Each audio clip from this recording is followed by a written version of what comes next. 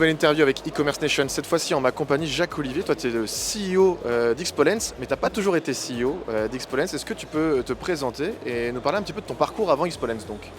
Ouais, bien sûr. Alors, je vais partir enfin pas du début, mais un peu plus loin que le début quand même. J'étais d'abord secrétaire général de Nickel, Néobank, dont tu as probablement entendu parler, puis directeur général. Ensuite, je suis tombé dans le monde de l'InsurTech avec Wacom, où j'étais directeur général. Puis Pledge, qui faisait du Buy Now Pay Later, donc du paiement différé et fractionné. On en a pas mal aussi ici. Et je suis arrivé il y a maintenant 2 ans et demi chez Xpolens en tant que directeur général. Et dorénavant en tant que président, voilà, CEO. CEO du coup, merci. Et Xpolens du coup, qu'est-ce que c'est? Est-ce que tu peux nous pitcher Xpolens? Alors Xpolens, c'est du banking as a service, sauf que banking as a service, les gens ne connaissent pas. Globalement, en termes d'offres, on va être, vois-nous comme une boîte de Lego de moyens de paiement. Avec ça, on va faire plusieurs types d'offres. Un type d'offre qui est le plus connu, c'est on va créer des néobanques. Okay. Des partenaires vont venir nous voir, la Française des Jeux par exemple, en nous disant on a besoin de créer notre néobanque, on va pouvoir faire des parcours d'onboarding, de la tenue de compte, de l'émission de cartes et puis après des paiements par carte, des paiements SEPA. Ça c'est un use case. On va pouvoir aussi faire de l'émission de cartes virtuelles qui vont permettre de pouvoir payer ou alors de te mettre directement dans ton wallet ou alors de pouvoir payer directement dans des PSP. On va avoir ensuite tout ce qui va être autour des flux SEPA.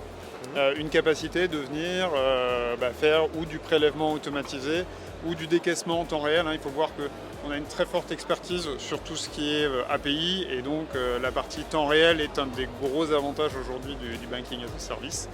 Okay. Et enfin, il y a tout ce qui va être, et c'est le cas qui nous intéresse le plus, les marketplaces, les plateformes, les ISV, où en fait là on va pouvoir faire de la gestion de flux, de la création de comptes pour les marchands qui ensuite derrière vont pouvoir, quand tu es sur des marketplaces, récupérer leur argent de façon la plus simple possible et la plus fluide. Très bien, merci pour ce pitch et cette métaphore de la boîte de Lego. On voit un petit peu plus comment ça se passe. On a mis des Legos sur notre stand d'ailleurs. Voilà, en plus oui, j'ai cru voir ça, donc on en parlera justement de votre stand juste après.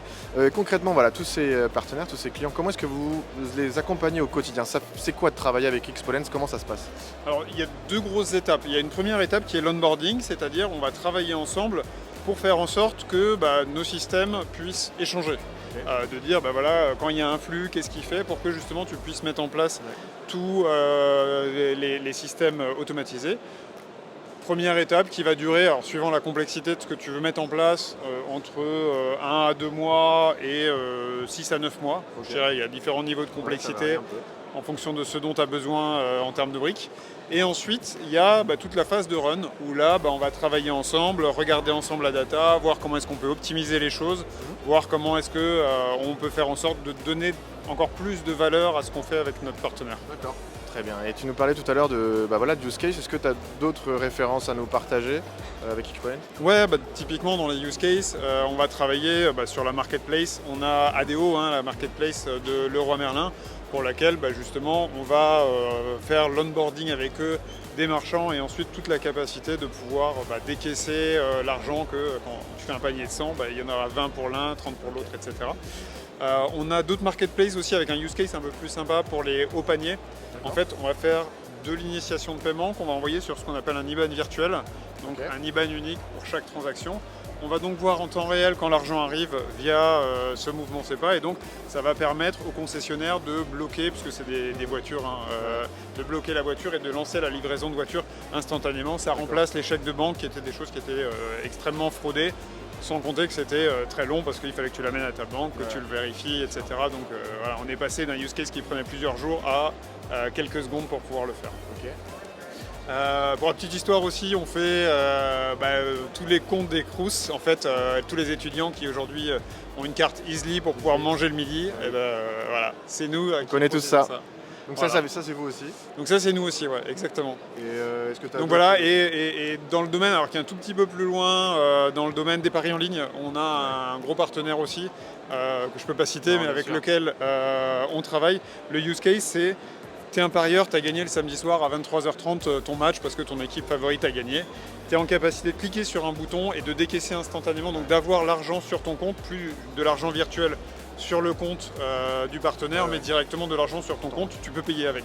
Voire tu peux rejouer, c'est encore mieux. Ouais. Donc tout ça c'est vous aussi.